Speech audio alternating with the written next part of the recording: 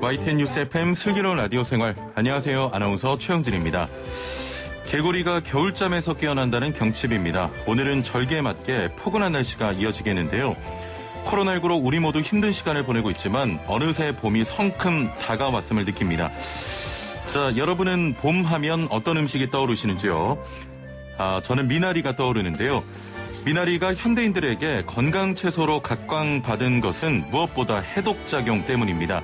미나리를 기르는 습지를 미나리꽝이라고 부르는데요. 전근대의 미나리꽝은 하수 처리장 같은 역할을 해줬다고 합니다. 생활 오폐수를 미나리꽝에 버려서 미나리가 오염수를 정화하도록 했다는 거죠. 오염된 곳에서도 끈질긴 생명력으로 살아내고 마침내 봄날이 오면 향긋하고 푸르게 자라나서 가난한 서민들의 봄철 영양식이 되줬던 미나리. 음식뿐만 아니라 영화 미나리도 코로나로 답답해진 마음속의 독소를 날려주고 있는데요. 미국의 양대 영화상인 골든글러브에서 최우수 외국어 영화상을 받은 미나리가 미국 어른을 위한 영화로도 선정됐습니다. 최우수 세대통합상을 수여한 건데요. 연일 반가운 소식이 들려오고 있습니다.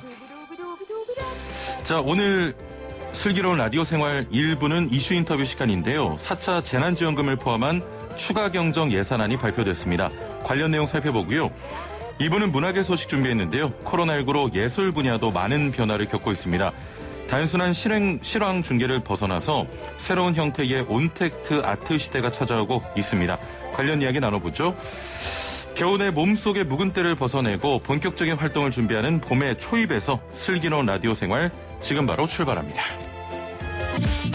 네, 1부는 이슈 인터뷰 시간입니다. 4차 재난지원금을 포함한 추가 경정 예산안이 발표가 됐는데요. 총 19조 5천억 원 규모고 이번 달 임시국회에서 의결된 예정인데 그 규모부터 세부 지원 대상과 재원 마련을 위한 증세 논의까지 다양한 의견이 들어오고 있습니다. 자, 이번 4차 재난지원금을 제대로 활용하기 위해서 또 언제 끝날지 모르는 코로나19에 대응하기 위해서 어떤 방향이 필요한지 자세한 내용 짚어보겠습니다. 자, 함께 말씀 나눌 분 모셔보죠. 이상구 복지국가 소사이어트 운영위원장 전화 연결되어 있습니다. 안녕하세요. 예, 안녕하십니까. 이상구입니다. 예. 자, 정부가 4차 재난지원금과 고용대책 등을 담은 19조 5천억 원 규모의 추가 경정 예산안을 발표했습니다. 기재부가 제시했던 금액보다는 규모가 상당히 늘어났네요. 꼭 그렇지는 않습니다. 예. 애초에 이제 민주당에서는 20조 원 규모를 요구를 했고요. 예. 기재부는 10조 원 규모로 이제 선별 지원을 해야 된다고 주장했는데, 예. 그 발표는 이제 19조 5천억으로 발표가 났지만은 실제로는 그 중에서 이미 있던 예산, 기정 예산이라 하죠. 예. 그게 4조 5천억이 있기 때문에 실제로 순증하는 예산은 한 10조 원 정도가 된다고 볼 수 있고요. 예. 그러면 그 중간인 15조 원 정도가 되니까 그 중간인 그렇죠. 그 기재부와 그 민주당의 중간쯤인 15조 원 선에서 서로 타협을 한 것이라고 이렇게 볼 수가 있습니다. 예. 자, 그 항목들을 보면 19조 5천억 원 중에서 방역 대책에 사용되는 4조 1천억 원 이거는 그 전국민 무상 백신 접종 관련된 예산이죠? 그렇습니다. 그리고 이 백신 접종과 관련해서 백신 비용 중에서 이제 그 건강보험에서 해준 거 말고 본인 부담하는 부분이라든지 또 관련된 그러니까 의사의 처방료 또 처치료 이런 것들이 다 여기 포함되어 있습니다. 예. 고용대책에 사용되는 2조 8천억 원 또 제외하면 4차 재난지원에 사용되는 금액이 8조 1천억 원입니다. 1차 재난지원금의 절반 수준 정도인데 이번 그 추경안이 국회 심의 과정에서 증액될 가능성도 지금 얘기가 되고 있습니다. 20조 원 이상으로요. 지금까지 나온 지원 그 내용으로 볼 때 증액이 필요하다고 보십니까? 아니면 그 적당하다고 보십니까? 예, 일단 아마 국민의 입장을 대변하는 쪽이 집권 정당이고 또 거꾸로 근거지기를 해야 되는 입장이 이제 기재부 쪽이다 보니까 그 중간 중에서 타협을 봤다고 말씀드렸지 않습니까? 그렇습니다. 이번에 방금 말씀하신 8조 1천억 중에는 소상공인 버팀목 자금, 또 소상공인 전기요금 감면, 또 근로취약계층 고용안정지원금, 또 취약계층 생계지원금 이렇게 구성되어 있어서 소위 말하는 맞춤형 지원이라고 하지만은 대부분 이제 선별적 지원으로만 반영되어 있는데요. 애초에 그 당에서는 다수 국민들에게 좀 더 그 힘을 내서 버텨보자라는 정여금 및 이제 또 경제 활성화, 내수진자라는 측면에서 보편적 지급을 1차 재난지원금 같이 반영을 했었는데 그게 지금 빠져 있거든요. 예. 그래서 아마 국회 논의 과정에서 그런 부분이 반영될 여지가 좀 있지 않겠나 싶습니다. 아, 그렇군요. 항목별로 좀 살펴보겠습니다. 이전에 없던 지급 대상이 좀 추가가 됐는데 학부모의 실직이나 폐업으로 어려움을 겪는 또 대학생을 비롯해서 지자체가 관리하는 노점상, 한계 근로빈곤층 등인데 이것만으로 재난지원금 사각지대를 없앨 좀 방안이 될 수 있을까요? 물론 이제 기존에 나왔던 방안보다는 상당히 진전돼 있습니다. 예. 특히 방금 말씀하신 것에 더해가지고 이 특수고용 노동자, 특고 프리랜서라 하죠. 예. 또 지금까지는 대상이 아니었던 법인 택시 기사, 또 이제 방문 돌봄 서비스 종사자들 이런 분들은 밖으로 가정 방문을 못 하니까 수입이 아예 뚝 떨어졌는데 예. 그런 분들도 이제 이번에 추가된 것은 아주 좋은 진전된 측면인데요. 여전히 이제 포함되지 못한 분들이 많아서 사각지대가 여러 군데 존재합니다. 예. 방금 말씀하신 대로 실직 부모를 둔 대학생은 이제 특별장학금이라는 이름을 지원하지만은 아예 부모가 가난해서 대학에 가지 못한 분들은 여기에 빠져 있고요. 또 지자체가 관리하는 노점상이라 하지만은 등록 안 된 노점상이 더 많거든요. 예. 이런 분들도 이제 한시적 생계 곤란자로 해가지고 지원받으라고 하는데 이게 이렇게 되면 이제 현장에 있는 담당 공무원의 재량으로 지원하게 되다 보니까 예. 그런 사각지대가 더 생길 수 있는 그런 부분이 있어서 아마 정부로서는 최대한 맞춤형 지원을 해서 효율화를 한다고 했지만은 여전히 이제 사각지대가 존재하기 때문에 현장의 일선에서 이런 업무를 수행하는 사회복지사라든지 담당 공무원들이 좀 더 재량권을 발휘해서 이 대상자를 좀 더 넓혀주는 그런 노력들이 필요할 것 같습니다. 예. 노점상 관련된 이야기 좀 더 해보겠습니다.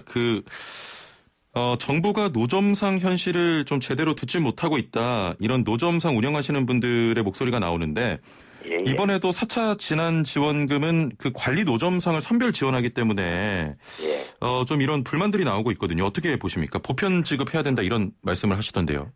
예, 노점상 부분뿐만 아니고 이런 부분이 꽤 많지 않습니까? 예. 그런데 이제 당사자들 입장에서는 저기는 좀 꽤 괜찮아가지고 등록하고 사업자 등록증도 내고 또 구청에서 허가도 받아서 노점상을 하니까 수입이 감소가 이제 증명이 되는 거예요. 예. 그래서 전년 대비 20% 이상 감소해야지 지원 대상이 되는데 아예 이제 형편이 너무 열악해서 사업자 등록증도 못 내고 그냥 노점 하나 만들어 가지고 이렇게 하는 이런 분들은 아예 대상에서 빠져버리니까 사실은 우리가 더 어려운데 왜 우리를 뺐느냐 이런 불만이 있고 예. 또 반면에 나는 성실하게 사업자 등록증 내고 세금 내고 이렇게 하고 있는데 내 같은 사람이 해줘야지 세금 한 푼 안 내는 저런 사람을 해줘도 되느냐 라는 반대 의견도 또 있거든요. 예. 그래서 이제 이런 부분들을 극복하기 위해서 사실은 이제 보편적 지원 지난번 1차 추경 때 같이 그런 재난지원금을 좀 해야 된다라는 이제 목소리도 있었는데, 예. 일단 국민들 전체 의견도 우선은 가장 취약한 계층부터 먼저 해야 된다라는 의견이 훨씬 더 높았거든요. 예. 그러다 보니까 이번에 이제 포함이 안 된 측면이 있고, 노점상 부분도 앞으로 기존에 있는 가게를 얻어서 하는 분들 입장에서는 나는 월세도 내면서 운영을 하고 세금도 내니까 예. 그냥 세금도 하나도 안 내고 월세도 안 내는 사람보다는 우리가 더 대우받아야 된다라는 논리도 일부 있지만은 또 어쩔 수 없이 우리 사회가 고용이 안 되기 때문에 노점상을 할 수밖에 없는 분도 있으니까 그런 분들에 대한 대책도 단계적으로 좀 확충해 나가야 되지 않겠나 싶습니다. 예. 조금 전에 이번 사각지대를 좀 없앨 방법에 대해서 말씀하셨는데 예. 담당 공무원 재량에 맡긴다는 말씀은 어떻게 보면 좀 너무 추상적으로 들리거든요. 이런 미세한 부분까지 좀 챙기려면 시간이 필요한데 지금은 당장 지급이 좀 급한 상황 아니겠습니까? 그렇습니다. 예. 예, 그래서 담당 공무원 재량에 맡라는 것이 정부가 책임 안 지고 한다는 것이 아니고 예. 이 중앙 정부가 할 일이 있고 지방 정부가 할 일이 있는데 일단 현장은 지방 정부가 더 잘 알거든요. 예. 그리고 개별로 그 동네에 누가 노점상 하는지는 등록은 안 해도 사실 알기는 다 알거든요. 예. 그래서 한시적 생계 곤란자로 지정을 하면 저희 말서 아예 사회적 거리두기 때문에 노점상 자체를 나가지를 못하니까 그런 분들은 이제 공무원이 지금 현재 법으로 가능하도록 되어 있는 한시적 생계 곤란자로 그냥 지정해주면 돼요. 그런데 이제 공무원들 재량이나 또 지자체 장의 어떤 성향에 따라서 그런 것을 좀 싫어하는 분도 있고 또 적극적으로 하려는 분도 있고 한데 어쨌든 이거는 이제 중앙정부와 지방정부가 같이 해가지고 이 사업을 하는 거기 때문에 예. 실제로 저는 이 돈이 간다고 해서 낭비가 되거나 이렇게 하진 않고 어차피 나라 안에서 도는 거니까 예. 이번에는 충분하게 재량권을 줘가지고 많이 적응을 받을 수 있도록 해주고 그에 대해 가지고 조건 없이 예. 무조건 줬던 가구별로 주든 세대별로 주든 또 개인별로 주든 이 보편적 지원도 같이 좀 하는 것이 좋지 않겠나 생각합니다. 알겠습니다. 이번 재난지원금에 고용대책과 관련된 내용 포함되어 있습니다. 일자리 27만 5천 개를 마련하겠다는 건데 사실 일자리는 보면 안정적인 게 가장 중요한데요. 예. 이렇게 추경을 통해서 마련된 그 일자리가 안정적인 일자리로 이어질 수 있을까 이런 우려도 있습니다. 어떻게 보십니까? 예, 그런 측면이 분명히 있죠. 예. 그런데 이제 일단 지난해 2020년에 코로나19 때문에 사라진 일자리가 98만 2천 개로 나와 있습니다. 예. 예, 그러니까 기존에 있던 일들을 못 하게 되니까 그분들을 어떻게든 이제 고용을 해야 되는데 예. 지금 한시적 재난지원금으로 그분들 생계를 보전하는 것은 한계가 있거든요. 예. 예, 그런 측면이 있고 또 이번에 발표된 일자리의 내용을 보면 생활방역 거기에 3만 명, 또 의료기관과 요양시설의 방역과 소독, 병원 앞에서 줄 세우고 또 안내하고 이런 부분들 한 12,000명 이렇게 해서 당장 코로나 대응을 위해서 필요한 일자리 이것에 대해서 이제 인건비를 지급해야 되니까 이런 일자리 대응 자금을 만들고 있고요. 또 지금 코로나 때문에 묻혀 있지만은 아프리카 돼지열병이 유행하고 있거든요. 그렇죠. 예, 그런데 검역을 하고 방역을 하려면 여기도 일자리가 필요한데 이런 부분 같은 경우에는 사실은 상시적으로 해야 될 부분이고요. 특히 이제 아동 돌봄 인력 보강에 8,000명 일자리가 만드는데 이게 이제 어린이집 아동 학대 폭력 사건 이렇게 벌어진 이유 중에 하나가 CCTV를 많이 안 달아서가 아니고 교사 숫자가 적어서거든요. 이런 일자리는 이번 기회를 통해서 한시적 일자리로 시작하더라도 나중에는 이제 영구적 일자리로 갈 수 있는 부분이기 때문에 이번 일자리 정책을 안정적이냐 한시적이냐 이런 거로 볼 게 아니고 일자리라는 명분으로 국민들에게 간접적인 지원을 대준다. 그리고 더불어서 서비스를 국가가 국민들에게 베풀 수 있도록 한다. 이런 측면에서 보시면 되고 또 그동안 우리 사회가 못했던 부분을 좀 더 하게 된다는 측면에서 보면 의미가 있지 않겠나 싶습니다. 예, 알겠습니다. 자, 코로나19가 언제 끝날지 예상할 수 없습니다. 지금 3달에 한 번씩 추경을 하면서 재정 건전성에 대한 우려가 좀 들려오고 있는데 이제는 증세가 좀 필요한 것 아니냐 이런 의견들도 좀 들려오거든요. 사실 그 증세 같은 경우는 국민적 합의가 굉장히 중요한 사안인데 위원장님 생각은 좀 어떠세요? 증세가 필요하다고 보십니까? 예, 이 코로나가 아니어도 우리나라는 국가 GDP 대비로 정부 지출 규모가 너무 적고 또 특히 OECD 평균으로 봐서도 우리가 반밖에 안 되는데 이 사회복지 지출은 3분의 1밖에 안 되는 그런 상황이기 때문에 계속해서 이제 국가 재정 규모를 좀 늘려야 되고 특히 코로나19 같은 상황 때문에도 그렇고 이 국제적인 무역이 지금 많이 줄었지 않습니까? 경제의 3주체인 기업 부분 또 가계 부분 다 지금 쓸 여력이 없는 상황이기 때문에 이럴 때 정부가 나서서 이제 돈을 풀어야지 되는 시점인데 방금 한 20조 정도 되는 돈을 푸는데도 재정 건전성을 걱정하고 이런 것들은 기재부 입장에서 국간직 입장에서는 잘하는 거지만은 국민적 입장에서는 한계가 있는 것들이거든요. 그러면 이 기재부를 극복할 수 있는 게 이제 정치권인데 이 정당들이 이런 기회에 예를 들면 코로나 때문에 떼돈을 버는 분야들도 있습니다. 예를 들면 택배 사업을 하는 분들은 매출이 3배, 4배 막 늘었고요. 또 진단키트 만드는 분은 한 해 한 20, 30억 수익하던 분이 10조가 넘게 수익을 올리고 이런 일들이 벌어졌거든요. 예, 그런데 그런 데서는 세금을 이제 제대로 우리나라가 거둘 수 있는 시스템이 안 돼 있는 거예요. 예, 그래서 그런 부분을 포함해가지고 적극적인 이제는 국가의 규모에 맞는 또 정부의 역할에 맞는 재정 규모를 확충하는 정책을 좀 이제는 준비해야 되지 않겠나 싶고 그게 이제 정치인의 역할이거든요. 예, 알겠습니다. 코로나19 이전부터 문제가 되고 있지만 양극화가 더 심해지는 건 아니냐 이런 우려도 큰데 그러면서 기본소득이나 손실보상제 등 다양한 방안이 나오고 있거든요. 양극화 문제를 좀 제도적으로 뒷받침하기 위해서 어떤 방안이 필요하다고 보십니까? 예, 최근에 이제 대권 유력 주자들을 중심으로 기본소득이냐, 복지국가냐, 이렇게 논쟁이 벌어지고 있는데, 예. 이거는 국민의 입장에서는 굉장히 바람직한 일입니다. 결론이 어떻게 나든 상관없이, 일단 국민들은 코로나를 겪으면서 정부의 역할이 얼마나 중요한지를 알게 되었고, 예. 또 세금을 내는 것이 나한테 돌아오는구나도 겪게 됐거든요. 그래서 어쨌든 이제 정부의 역할을 강화해야 되고, 앞서 말씀드렸던 대로 이 기업과 가게가 못한 부분을 정부가 이제 보충을 해줘야지 예. 나라가 돌아간다 이런 것도 알게 되었는데요. 특히 우리나라는 앞서 말씀드렸던 대로 정부의 재정 규모가 적다 보니까 세전 소득과 세후 소득의 차이가 거의 없습니다. 예. 그래서 정책적으로 정부가 양극화나 소득 불균형을 해소하는 방법 중에 하나는 조세 제도를 통해서 하는데 그 부분도 좀 정상화시켜야 되고요. 예. 또 하나는 이제 복지 제도를 통해서 이 재분배를 해줘야 됩니다. 근데 우리나라는 이 재정 규모가 적다 보니까 복지도 사실은 굉장히 적은 부분이고 GDP의 한 9% 정도가 다른 나라에 비해서 우리나라가 OECD 37개국 중에서 한 7등 정도 되는데 37개국 중에 중간보다도 훨씬 더 못하거든요. 예. 거의 GDP의 한 9% 정도 못 쓰고 있기 때문에 2,000조 가까이 되는데 9%면 한 200조 좀 못 되는 그런 돈이 지금 지출을 안 하고 있는 거예요. 예. 그런 부분을 단계적으로 높일 수 있는 그런 역할들에 대해서 논의를 이제는 정치권에서 시작을 좀 해줘야 될 때가 아닌가 싶습니다. 예. 좀 정부의 역할이 필요하다. 이런 말씀이었고. 그래서 한시적 재난지원금이 아니고 한시적으로 조세를 통해서 재분배하고 또 복지를 통해서 국민들에게 삶을 보장해주는 역할들을 이제는 좀 논의를 시작해야 될 때가 아닌가 싶습니다.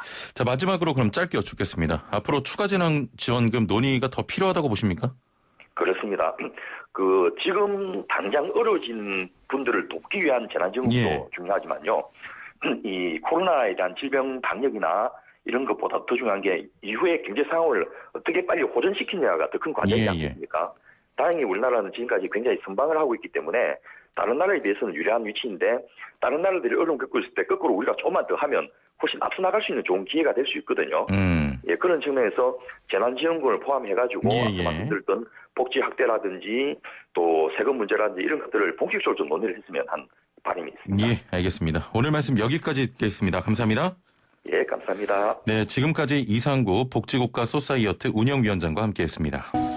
네, 슬기로운 생활을 위한 생활백서 매주 금요일은 국민권익위원회와 함께하는 우리의 권익을 찾아서 시간입니다. 자, 오늘은 농어촌 지역에서 생활하는 학생과 학부모의 민원을 가지고 왔는데요. 함께 말씀 나눌 분 모셔보죠. 국민권익위 재정세무민원과의 정가영 과장 전화 연결되어 있습니다. 안녕하세요. 안녕하세요. 예. 자, 오늘 권익위와 함께하는 첫 번째 시간인데요. 그래서 저희가 퀴즈를 좀 준비해봤습니다.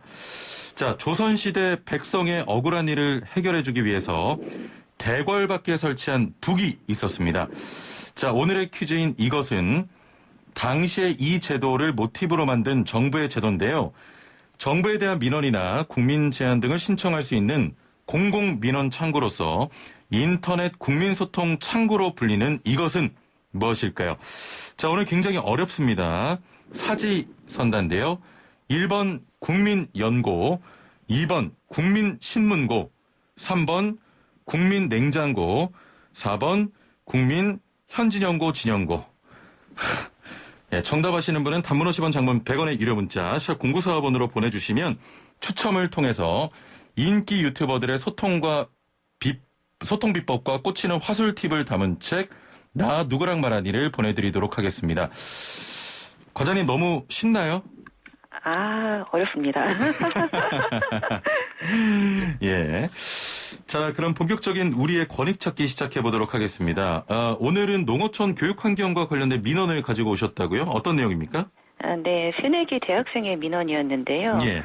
이 학생은 농어촌 학생 특별 전형으로 서울에 있는 대학교에 합격을 했습니다. 예. 근데 아쉽게도 기숙사 추첨에서 떨어져서 고등학교 졸업 전이기는 하지만 이 새학기 대학교 통학을 위해서 곧바로 서울에 원룸을 구했습니다. 예. 그리고 계약을 위해서 주민등록도 서울로 옮겼는데요.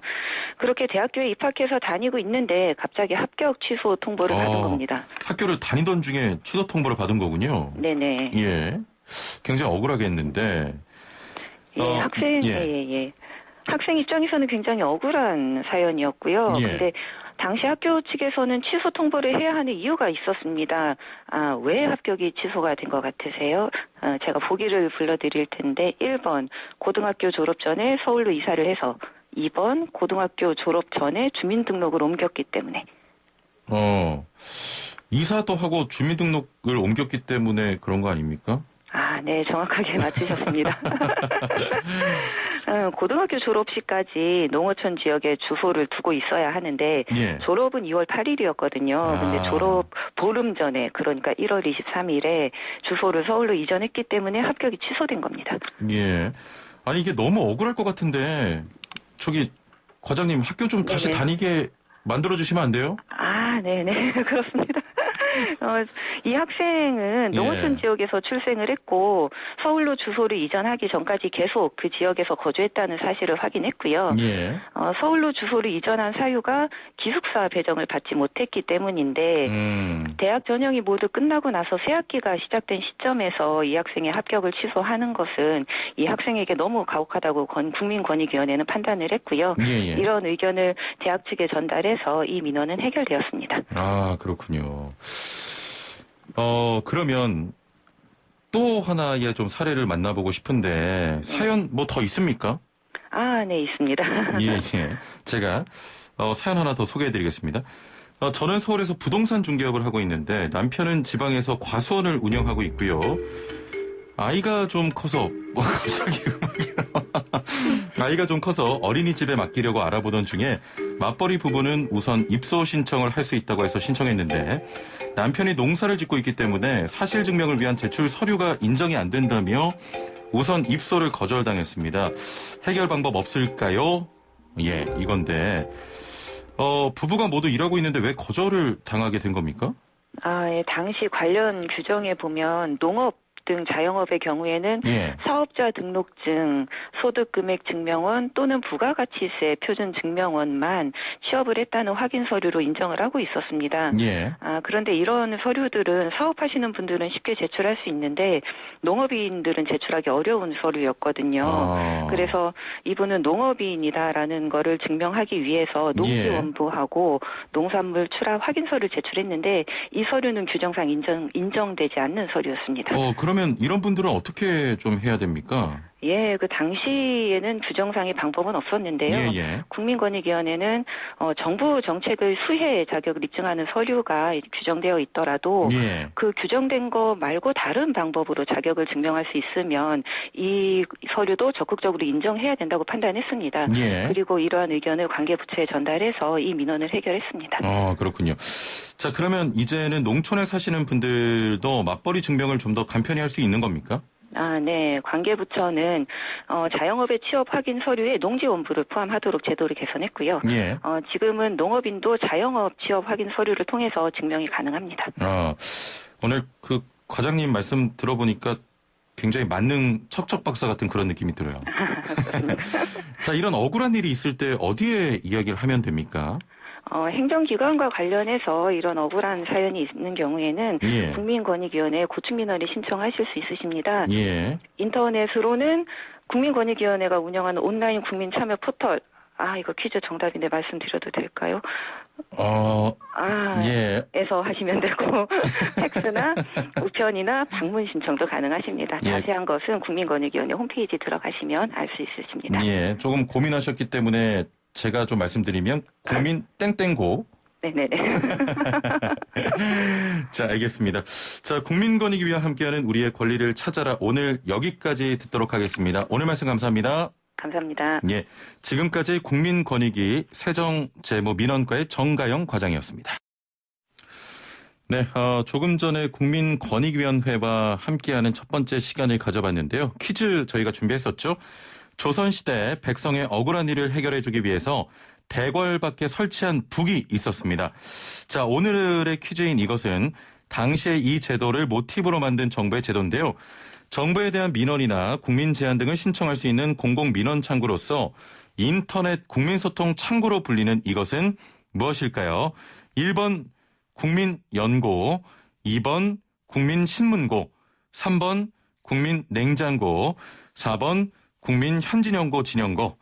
정답 아시는 분은 단문 50원, 장문 100원의 유료 문자 샵 0945번으로 보내주시면 추첨을 통해서 인기 유튜버들의 소통 비법과 꽂히는 화술 팁을 담은 책 나 누구랑 말한 일을 보내드립니다. 자, 57분 날씨와 교통 정보 듣고 11시 정각 2부에서 만나요. 네, 슬기로운 라디오 생활 2부 시작합니다. 지금 보이는 라디오 유튜브에 200명이 넘어서 제가 겉옷을 좀 벗고 소매를 걷었는데요. 2,000명이 넘으면 제가 어떻게 할까요? 뭐 노래를 부를까요? 아니면 반팔만 입고 할까요? 의견 보내주시길 바랍니다. 자, 화성시 소식 준비되어 있는데요. 지난해에 이어서 올해까지 이런 일이 있을 수 있어 할 정도의 심각한 아동학대가 이어지면서 사회적 공분을 샀습니다. 아이들 보호를 위해서 국가적인 방안도 필요하지만 보다 가까이 있는 지자체의 노력도 상당 부분 필요할 것 같은데요. 2018년부터 유니세프 아동 친화 도시로 인증받은 화성시에서는 아동학대 방지를 위해서 올해에도 새로운 계획들을 마련하고 있다고 합니다.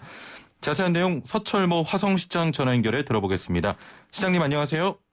네, 안녕하세요. 예, 잘 지내시죠? 네, 반갑습니다. 예, 백신 접종이 또 시작이 돼서 좀 바쁘시겠습니다. 네, 좀 그렇습니다. 예. 자, 먼저 화성시가 유니세프 아동 친화 도시로 인증받은 것으로 알고 있는데 이 인증이 어떤 의미입니까? 네, 그 인증의 가장 큰 의미는요. 그동안 저희는 아동을 보호의 대상으로 보고 있었습니다. 예. 그런데 아동 친화 도시 인증이라는 건 아동이 이제는 보호 대상이 아니고 권리의 주체다. 그래서 이 사회를 이끄는 주체가 아동이라는 걸 선포한 개념이라고 인식하시면 좋을 것 같습니다. 예. 그러면 화성시 이외에도 우리나라에 아동 친화 도시로 인증받은 지역이 있습니까? 네, 현재 제가 그 대한민국 아동 친화 도시 지방정부협의회 회장을 맡고 있는데요. 예. 여기에 94개 지금 도시들이 아동 친화 위주로 도시를 이끌자 이렇게 진행을 하고 있고 예. 이 중에 51개의 도시가 유니세프로부터 아동 친화 도시라는 인증을 받았습니다. 아, 그렇군요. 그렇다면 유니세프 그 아동 친화 도시로 인증을 받으려면 어떤 기준이 필요합니까? 네, 무엇보다도 유니세프에서 가장 중요하게 생각하는 기준은요. 예. 아동의 적극적인 참여를 보장하는 겁니다. 그래서 아동이 시에서 하는 모든 의사결정 과정에 예. 아동의 의견이 직접 반영이 된다. 그러니까 어른이 우리 아이들은 이런 게 필요할 거야. 이런 생각이 아니고요. 예. 아이들이 적극적으로 아동의회도 참여하고 아동의 권리를 법제화하고 그리고 아동이 정기적인 권리가 부여받고 있는지 예. 이런 걸 해서 아동의 의견을 직접 할 수 있는 이러한 형태가 인증이 가장 중요하고요. 예. 한 10가지 정도가 있습니다. 예. 그중에 대부분이 아동의 참여와 아동의 권리에 대한 홍보와 교육, 그다음에 아동의 안전을 위한 조치, 그다음에 시에서 얼마나 아동에 대한 예산을 편성했나. 예. 예. 그리고 이러한 중장기 전략을 세웠나. 이런 걸 목표로 하고 있고요. 화성시는 현재 32개 부서에서 한 200여 가지의 세부 사업을 추진 중에 있습니다. 그렇군요. 가장 중요한 건 아동의 목소리가 현장에 잘 반영이 돼야 되는 거군요. 네네. 예. 올해도 화성시에서 아동학대 예방과 보호를 위해서 몇 가지 준비한 게 있다고 들었습니다. 어떤 정책입니까? 네, 저희가 다른 지자체보다 먼저 진행하고 있는 거는 아동보호 전담팀을 만들어가지고 예. 28개 읍면동에 아이 키움 담당관이라는 제도를 운영하고 있습니다. 예. 그래서 그 코로나가 장기화되면서 아동뿐만이 아니고 그 아동을 키우는 부모도 육아 스트레스가 매우 커지고 있습니다. 예. 그래서 부모들의 육아 스트레스 경감을 위한 조치와 아동학대 예방 이런 걸 하는 제도를 지금 시행하고 있고요. 예. 또한 저희가 경찰청, 아동보호 전문기관, 교육청, 읍면동의 실무 담당자가 서로 연계 시스템을 만들어가지고 예. 정보 연계 협의체를 구성했습니다. 그래서 이게 경찰에서 할 부분과 교육청에서 할 부분과 이걸 각각 하는 게 아니고 서로 연계해서 이 내용이 서로 공유될 수 있도록 예. 이런 시스템을 구축하고 현재 저희가 현재는 여아 전용 학대 피해 아동 쉼터가 있는데 요번에 저희가 남아 전용 쉼터도 신규 설치하는 걸 추진하고 있습니다. 참 지금 관리가 잘 되어 있는 것 같은데 조금 전에 그 올해 2월에 아이 키움 담당관을 도입해서 운영하고 있다고 말씀을 하셨는데요. 이 아이 키움 담당관은 어떤 제도고 누가 도움을 받을 수 있습니까? 예, 제가 시작되고 가장 중요한 걸 아이 키우기 좋은 도시를 목표로 삼았습니다. 아, 그러시군요. 그래서 예. 저희가 부모님들이 아이들을 어린이집 보낼 때도 국공립이 적다 하는데 저희 화성시는 102개의 국공립 어린이집을 갖고 있어서 전국에서 가장 많은 국공립을 보유하고 있습니다. 예. 근데 이 부모들이 아이를 키우면서 스트레스를 받는데 또한 아이들을 어디로 보내야 될지 아니면 새로 출산을 하든가 아니면 전입원 가정, 예. 그다음에 장애 아동이 있는 경우 이런 분들은 화성시에 어떠한 시설이 있어서 어떠한 도움을 받을 수 있는지 아니면 화성에는 없어도 인근에 어떠한 아동을 위한 시설이 있는지 예. 민간에서는 뭐가 있고 공공에서는 무엇이 있는지를 알 수 있는 방법이 없습니다. 예. 그래서 저희는 28개 읍면동에 복지공무원 중에서 2명씩 아이키움 담당관을 읍면동사무소에 배치해서 거기를 찾아가면 아이를 키우는 데 필요한 원스톱 플랫폼을 만들어준 거죠. 예. 그러니까 육아 정보뿐만이 아니고 부모가 스트레스 받을 때 부모에 대한 도움을 줄 수 있는 거. 그다음에 출산부터 육아 돌봄, 그다음에 육아시설 이용. 이러한 걸 원스톱으로 할 수 있는 걸 가장 가까운 주민자치센터에다 설치했다. 이런 게 이제 저희가 이번부터 시행한 아이키움 담당관 제도입니다. 예. 잘 이용하면은 참 좋은 제도로 보입니다. 그 아동학대의 상당수가 가정 내에서 발생하고 있는데 하지만 우리나라에서는 가정 내 문제를 좀 개인적인 문제로 치부하는 경향이 크거든요. 이 부분 가장 먼저 해결해야 될 부분 중에 하나인 것 같은데 어떻게 보십니까? 시가 중요시 여기는 건 아동학대가 85%가 가정의 부모에 의해서 이루어지고 있습니다. 친부모에 의해서. 또한 91%의 학대 장소가 가정입니다. 예. 근데 우리가 이 학대받은 아동에 대한 피해 조치나 이런 거는 당연히 철저히 하면서 무엇보다도 중요한 건 이 아동이 다시 가정으로 돌아가야 되지 않습니까? 예, 그럼요. 그럼 이 부모들이 왜 아동을 학대할까? 여기에 시에 되게 많은 부분을 쏟고 있습니다. 예. 이 부모님도 아이를 못 데리고 나가고 집에서 코로나로 돌보다 보니까 제일 중요한 건 부모님의 스트레스가 크다는 거예요. 예. 그래서 가장 사랑하는 자기 자식한테 학대를 하게 되는 거죠. 예. 그래서 시에서는 아이를 키우기 좋은 환경을 만들자. 그게 아동학대를 없애는 지름길이지 처벌이 능사가 아니다. 그래서 우리는 아이들과 부모가 함께 할 수 있는 이러한 교육의 공간이라든가 예. 문화의 공간이라든가 놀이의 공간을 만들고 이걸 부모한테 적극적으로 알리고 부모님들이 이걸 함께 할 수 있는 이러한 다양한 양육 환경을 만들고 또한 부모님들이 이러한 학대를 했을 때 무엇보다도 치유를 제대로 받을 수 있는 이런 환경을 만드는 게 무엇보다 중요하다. 그래서 부모들이 자녀를 키우는 육아로부터의 스트레스를 줄여주는 게 아동학대를 줄이는 매우 중요한 방향이다. 그래서 그런 쪽으로 방향성을 지금 잡고 있습니다. 예, 알겠습니다. 저도 아이를 지금 준비하고 있는데요. 예, 저 화성으로 이사 가야겠습니다. 전 집에서 저희가 손녀를 잘 돌보고 있습니다. 자, 아이 키우기 좋은 도시 또 나라를 만들어 주시길 바랍니다. 오늘 말씀 감사합니다. 네, 감사합니다. 네, 지금까지 서철모 화성시장과 함께했습니다. 자, 일부 퀴즈 정답 정말 많이 보내주고 계신데요. 다시 한번 좀 퀴즈를 드려보도록 하겠습니다. 조선시대 백석의 억울한 일을 해결해주기 위해서 대궐 밖에 설치한 북이 있었는데요. 오늘의 퀴즈인 이것은 당시 이 제도를 모티브로 만든 정부의 제도입니다. 정부에 대한 민원이나 국민 제안 등을 신청할 수 있는 공공민원 창구로서 인터넷 국민소통 창구로 불리는 이것은 무엇일까요? 보기 드립니다.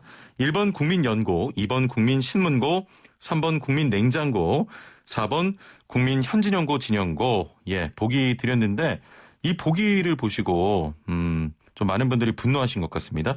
유튜브로 박조셉님께서는 현진연고 진연고의 그 아이디어 출처가 어딘지 확인 좀 부탁한다라고 하셨고 애플리케이션으로도 준이찬이 파파님께서는 현진연고 진연고는 뭔가요? 출제자의 연배가 느껴지는 문제라고 하시면서 답은 국민신문고라고 했습니다. 지금 담당 PD가 출처 좀 불명으로 처리해달라고 했는데요. 담당 PD가 이런 보기를 냈다는 말씀을 드리면서 정답 아시는 분은 단문 50원 장문 100원의 유료 문자 샵 0945번으로 보내주시길 바라고요. 추첨을 통해서 인기 유튜버들의 소통 비법과 꽂히는 화술 팁을 담은 책 나 누구랑 말하니를 보내드립니다. 자, 이어서 문학의 소식 만나보시죠.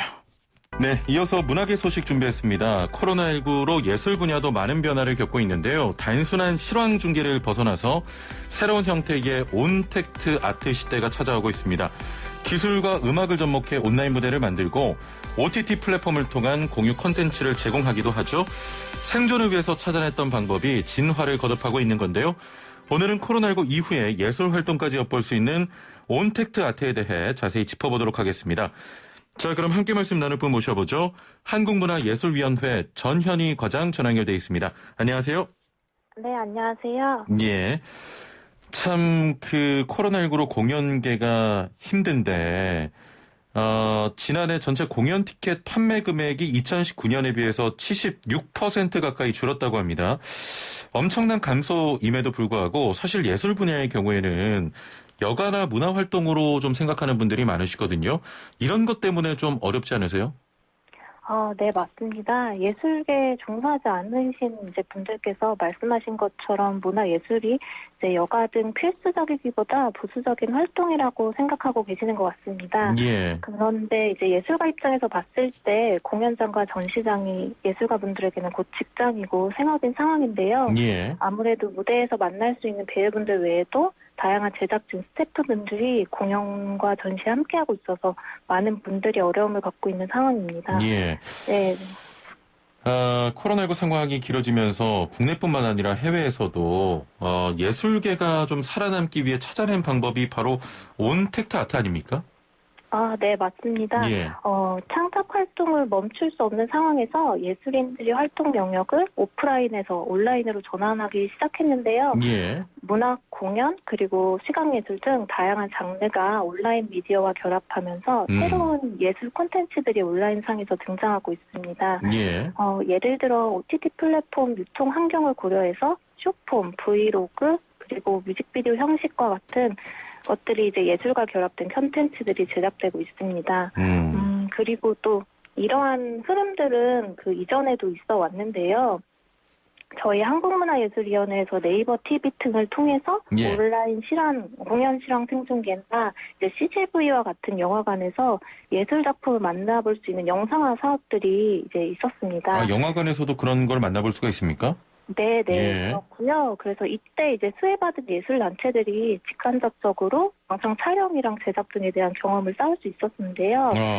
네, 많은 예술가분들이 이런 지원 사업들을 통해서 코로나로 인한 이제 예술 환경 변화에도 더욱 발빠르게 대처할 수 있었다고 말해주고 있고요. 예. 그리고 해외와는 달리 국내에서 소규모 민간 예술단체나 개인 예술가들이 더욱 활발히 이제 온라인 예술 활동을 펼치게 될 수 있었던 것도 이러한 이전의 경험들이 이제 쌓여왔기 때문이지 않나 싶습니다. 예, 그렇군요. 저도 뭐 공연과 좀 이 미술관 가는 걸 좋아해서 온택트 공연은 여러 작품을 좀 만나봤습니다만 공연 이외의 예술 분야에서도 이런 온택트가 적용이 됩니까? 네, 문학 분야 같은 경우는 구독경제 모델을 활용해서 작가들이 이메일로 시랑 이제 에세이들을 보내주는 서비스들이 있고요. 예. 그 다음에 또 이제 미술이죠. 시각예술 분야 같은 경우에는 가상 갤러리를 통해서 온라인 전시를 감상하고 있고, 예. 또 VR이나 AR, MR, XR 등의 기술들을 활용해서 디지털 가상 공간에서 온라인 작품을 창작하는 사례들을 만나보실 수 있습니다. 예. 지금 소개된 작품들 당장 뭐 내일부터라도 볼 수가 있습니까? 네. 내일부터 보실 수 있고요. 예. 네, 지금 이제 많은 예술가들이 온라인에서 다양한 이제 활동들을 펼치고 있는데요. 예. 아무래도 이제 제가 담당하고 있는 온라인 미디어 예술활동 누리집을 통해서도 예. 이제 전국에 선정된 2,000여 개의 예술 콘텐츠들을 무료로 감상하실 수 있습니다. 네, 아무래도 말로 이렇게 설명했을 때 잘 예. 와닿지 않는 부분들이 많을 것 같으셔서 직접 한번 방문하셔서 제가 앞서 뭐 말씀드린 사례들도 보고 함께 즐길 수 있었으면 좋겠네요. 예. 코로나19 이전에도 사실은 그 웹상에서 미술 작품을 볼 수 있다거나 뭐 이런 전시 형태는 있었잖아요. 네네. 이런 전시 형태와 지금 코로나19 이런 상황에서 하는 그런 전시들이 차이가 있는 겁니까? 네, 코로나 이전에는 이제 웹상에서 완성된 작품을 이미지 형태로 이제 감상할 수 있었다면 최근에는 좀 더 이제 형식이 다양해지고 있다고 볼 수 있는데요.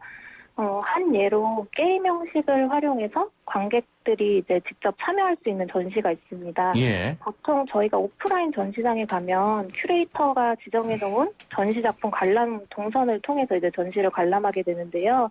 그러한 방식이 아니라 관람객들이 이제 웹상에서 클릭을 하면서 작품들을 다양한 이제 방식으로 감상할 수 있게도 되고요. 예. 또 다른 예로는 예술가가 의도한 창작 과정이나 작품과 연계된 예술 소재들, 그리고 이제 완성된 작품을 함께 이해하기 쉽도록 아트 필름, 이제 영상의 형태로 만들기도 하는데요. 아무래도 이러한 방식은 이제 미술관에서 딱 작품만 봐서 어렵고 이제 난해하고 그런 경험들을 많이들 갖고 계실 텐데, 이런 다양한 시도들이 관람객들로 하여금 좀 예술이 그렇게 어렵지만은 않구나 하고 이제 생각하게 만드는 것 같습니다. 이런 새로운 도전을 하려면 기존의 좀 작업과는 환경이 많이 달라지지 않습니까? 네. 현장에서 예술가들의 고민이 깊을 것 같은데 어떤 이야기들 주로 하십니까? 네, 오프라인에서의 이제 현장감, 그 다음에 이제 관객과 배우와의 상호작용, 뭐 이런 것들에 대해서 이제 많이 고민을 하고 계신데요. 이것들을 어떻게 비대면 그리고 온라인에서 담아낼 수 있을지에 대해서 많이 고민을 하고 있습니다. 예. 흔히 온라인 예술이라고 하면 이제 영상 매체를 가장 먼저 떠오르기 마련인데요. 예. 공연이나 전시를 기록하는 영상이 아니라 각 예술 장르 특성을 살린 새로운 이제 예술 영상 언어를 개발해야 된다고 말하고 있습니다. 그리고 더 나아가서는 예술을 좀 잘 표현하고 예술가들의 의도를 잘 담아낼 수 있는 것이 영상 매체 외에 뭔가 더 새로운 무언가는 없을까에 대해서도 지금 고민을 많이 하고 있는 상황입니다. 그렇군요.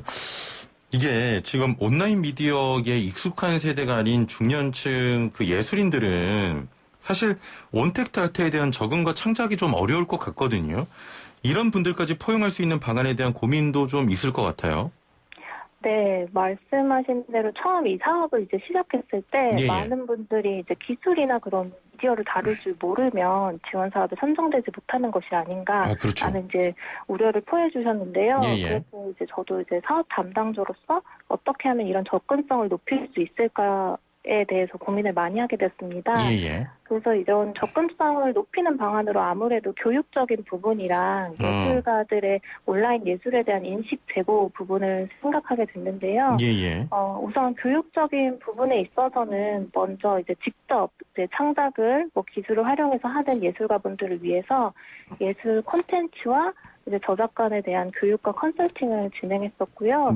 아무래도 이 콘텐츠 분야가 아닌 예술 분야에서 이런 프로그램이 잘 없었기 때문에 참여자분들이 매우 만족했습니다. 네, 그리고 또 직접 제작을 이제 만능으로 이제 다 하실 수가 없기 때문에 타 분야의 전문가와 소통해서 더 나은 결과물을 얻는 방법도 있을 것 같은데요.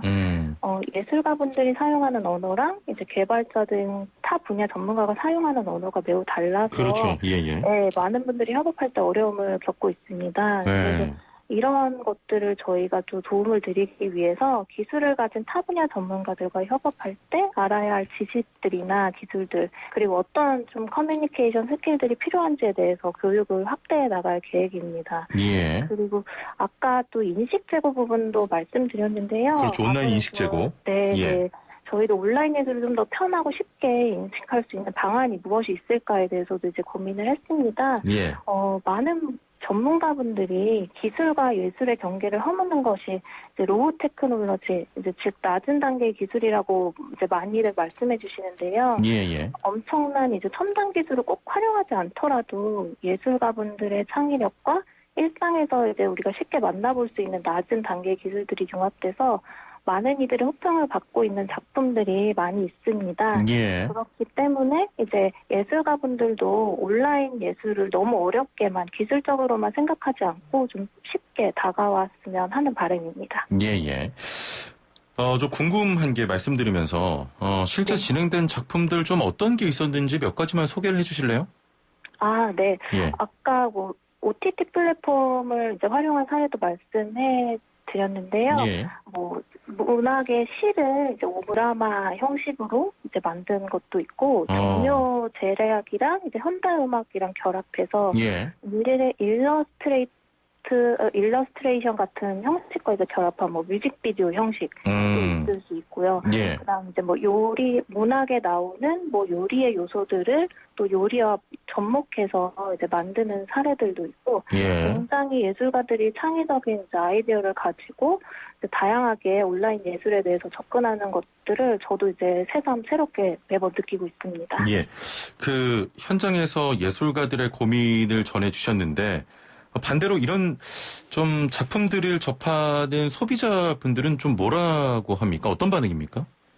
네, 소비자분들께서는 그래도 이제 OTT 환경이 아무래도 익숙하다 보니까 그래도 많이 이제 쉽게 접하실 수가 있는데요. 기존에 이제 어려웠던 것보다 좀 쉽게 예술에 다가갈 수 있다라고 이제 말씀해 주시고 또한 이제 언제 어디서나 출퇴근길에도 이제 즐기실 수가 있기 때문에 집안에서 그렇죠. 편히 이제 온라인 예술을 감상할 수 있다는 것이 매우 큰 장점으로 말하고 있습니다.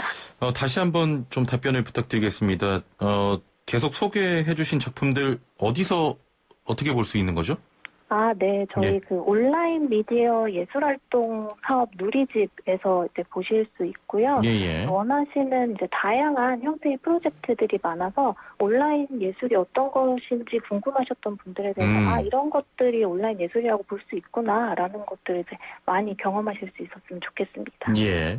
자, 마지막 질문을 좀 드리겠습니다. 온택트 예술 활동을 보면서 우리 기술이 이렇게까지 발달돼 있었나 하는 놀라움을 느끼기도 하는데 온택트 예술 활동이 계속되면 앞으로 이런 놀라운 경험을 조금 더 기대해 볼 수 있을까요? 네. 저도 이제 말씀드린 아까 그 온라인 미디어 예술활동 누리집에서 올라오는 콘텐츠들을 재밌게 보고 있는데요. 간단한 기술들이 예술가들의 창의적인 아이디어 만나 멋진 작품으로 탄생한 사례들을 확인할 수 있었습니다. 이처럼 온라인 예술을 막 경험하는 분들이 많아져서 많은 분들의 일상이 예술로 좀 더 풍요로워지기를 바라고 있습니다. 예, 알겠습니다. 자, 오늘 말씀은 여기까지 듣도록 하겠습니다. 감사합니다. 네, 감사합니다. 네, 지금까지 한국문화예술위원회 전현희 과장과 함께했습니다. 고랍니다. 네, 애플리케이션으로 이지화 천사님께서는 미나리 같은 건강한 방송 최영진 아나운서의 슬기로운 라디오 생활 슬라생 2시간 편성 갑시다 라고 이전부터 좀 외치고 계신데요. 1시간도 힘든데 2시간은 진짜 너무 힘들 것 같습니다. 1시간만 할래요. 자, 오늘 거의 대부분 정답 맞추셨어요. 근데 유일하게 오답을 보내신 딱 2분이 계십니다. 4100번. 이분 또 착하네요, 그래도. 3번 국민 냉장고입니다. 기분 좋은 날 되세요. 2078번님, 1번 국민연고? 라고 오답 2분 보내주셨습니다. 참여 감사하고요. 참여는 감사하지만 선물은 드릴 수가 없습니다. 2829번님, 2번 국민신문고 나도 한번 당첨 당해봅시다 라고 하셨는데 당첨! 예, 이분 당첨입니다. 7237번님, 쉬는 날이라 잘 듣고 있는데 너무 유익한 방송 앞으로도 잘 들을게요. 우리 둘째 사회 초년생인데 이 책 선물로 주고 싶어요. 햇살로 거실이 한가득 채워졌어요. 정답은 국민신문고라고 하셨네요. 예, 2분께 선물 드리도록 하겠습니다. 2829번님, 7237번님 2분 당첨입니다. 자, 슬기로운 라디오 생활 마칠 시간입니다. 오늘 한낮 기온이 서울이 16도까지 껑충 오르면서 4월 상순만큼이나 따뜻하다고 합니다. 이렇게 기온이 크게 오르는 만큼 일교차도 15도 안팎으로 크게 벌어지겠는데요. 체온 조절 잘 하셔서 건강 관리 잘 하시길 바랍니다. 현진영의 흐린 기억 속에 그대 전해드리면서 인사드립니다. 주말 잘 보내시고요. 다음 주 월요일에 뵙죠. 최영진이었습니다. 고맙습니다.